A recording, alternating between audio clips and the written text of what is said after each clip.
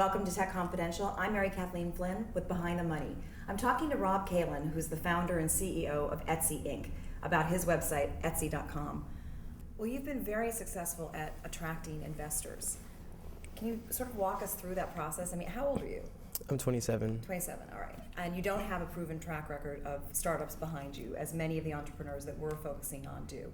So how did you interest investors? I think just by being honest and having a good product. So I was definitely of the mind where you want to build it first. And what's interesting is when I first started the business, I was working with my grandfather, who was a project manager at GE and IBM from back in the day. And he wanted me to spend so much time working on the business plan and doing market research that it was just preventing me from working on the actual company and the product itself. And so I kind of put that aside and just built it.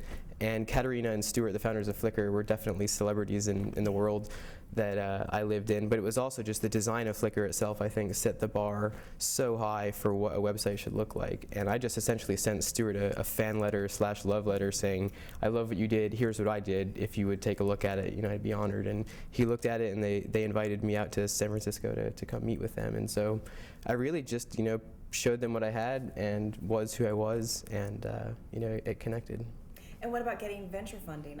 I think you have some mixed feelings about getting venture capitalists involved. Well, I have mixed feelings about pretty much everything in life.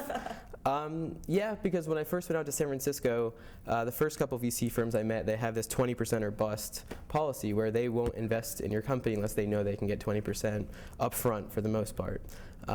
And that got me a little disillusioned because I didn't want to sell 20% of the company at the valuation that I was going to get in late 2005, early 2006, because I had a lot of confidence in the growth of the company. So I wanted to take some angel funding.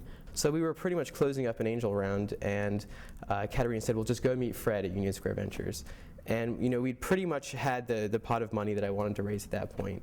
And so we didn't either round to be bigger, but again, just also my curiosity, I wanted to go see what an East Coast VC firm was like, because all the ones I'd seen before were out west. So you went to see Fred Wilson at Union Square Ventures. Yep, and he invested a very, very small amount. I think I said something like, 1% or just, walk away. And he was like, well, we're happy to just get our foot in the door at this point, and, didn't request a board seat or anything like that. And so, that's pretty unusual. I mean, were you surprised that he was willing to invest at such a small level?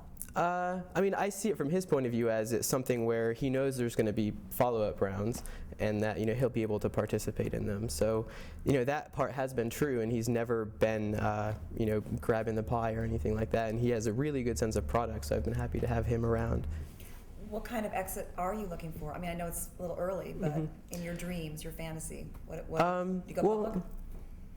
It's definitely more appealing than being acquired in that every single person I know whose company's been acquired no longer enjoys their job after the company's been acquired. And well, then they move on I might to just the next. Yeah, but you definitely have these golden handcuffs tying you there for 3, 4, or 5 years where you're working at the company that acquired you.